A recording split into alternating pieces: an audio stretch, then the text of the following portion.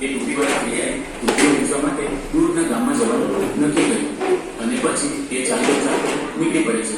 જે ગામમાં ફેરિયાએ જવાનું નક્કી કર્યું એ ગામ ઘણું મોટું અને રસ્તામાં એ જંગલમાંથી પસાર થવાનું હતું. ફેરિયો ખૂબ થાકી ગયો છે અને બપોરનો સમય થયો છે. ચાલતા ચાલતા એને જંગલમાંથી ઉતરવા ચાલ્યો. તેથી ફેરિયાએ વિચાર્યું કે લાવ આ ઝાડ નીચે થોડો આરામ કરી લઉં. અને પછી એ ફેરિયો નીચે જઈ ટોપીઓનો થેલો જમીન પર મૂકી ઝાડના થડ પાસે બેસી જાય છે. ફેરિયો તો ચાલી ચાલીને ખૂબ થાકી ગયો છે અને પછી ઝાડના છાંયડામાં ઠંડો ઠંડો પવન આવતા એ ફેરિયાને ઊંઘ આવી જાય છે અને ફેરિયો તો ઘસઘસાટ ઊંઘવા માંડે છે. ત્યારે કેટલાક વાંદરાઓ ઉડતા કૂદતા તે ઝાડ પર આવી શકે છે. વાંદરાઓ ઝાડ નીચે જોયું તો એ ફેરિયો પોતાની ટોપી ઉઠે બાજુ પર મૂકી સૂઈ ગયો હતો. ટોપીઓ જોઈને તેનો એક વાંદરો ઝાડ પરથી કૂદી એ તેના પાસે પહોંચી જાય છે અને એ ટોપી થેલામાંથી કાઢી પોતાના માથા પર પહેરી દે છે. તે જોઈને બીજા બધા વાંદરાઓ પણ કૂદીને ટોપીવાળા થેલા પાસે પહોંચી જાય છે અને થેલામાંથી બધી ટોપીઓ કાઢી પહેરી લે છે.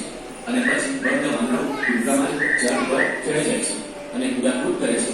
બધા વાંદરાઓ એકબીજાને જોઈને હસતા હતા. આ બાજુ ટોપીવાળો ફેરિયો બે ત્રણ કલાક નિરાંતે ઊંઘ પાડીને સાંજ પડતા જાગી જાય છે. જાગીને એ પોતાનો થેલો જુએ છે અને થેલામાં હાથ મૂકીને જુએ છે તો થેલાની બધી ટોપીઓ ગાયબ થઈ ગઈ.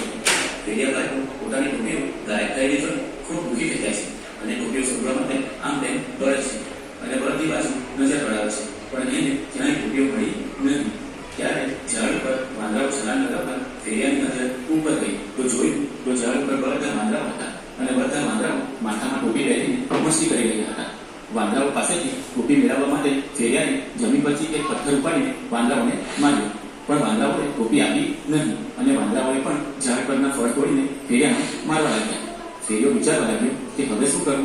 વાંદરાઓ પાસેથી ટોપી કેવી રીતે મેળવવી? તેથી તે વિચારતા વિચારતા પોતાનું માથું ખંજવાળવા લાગ્યો. આ જોઈ બધા વાંદરાઓ પણ પોતપોતાનું માથું ખંજવાળવા લાગ્યા. પછી ફેરિયાએ બગાસું ખાધું તો બધા વાંદરાઓ પણ બગાસા ખાવા લાગ્યા. આ જોઈ ફેરિયાને સમજાઈ ગયું કે આ વાંદરાઓ તો મારી જ નકલ કરી રહ્યા છે. તેથી ફેરિયાને પોતાની ટોપીઓ વાંદરાઓ પાસેથી ફરી પાછી મેળવવાની યુક્તિ મળી ગઈ. ટોપીવાળા ફેરિયાએ તો પોતાના માથામાં જે પહેરેલી ટોપી હતી એ ટોપી કાઢીને જ્યાં થેલો મૂક્યો હતો તેના પર ફેંકી. આ જોઈને વાંદરાઓએ પણ પોતાના માથામાંની ટોપીઓ કાઢીને એ થેલા પર ફેંકી અને બધી ટોપીઓ થેલા પાસે જઈને પડી અને પછી ફેરિયાએ તો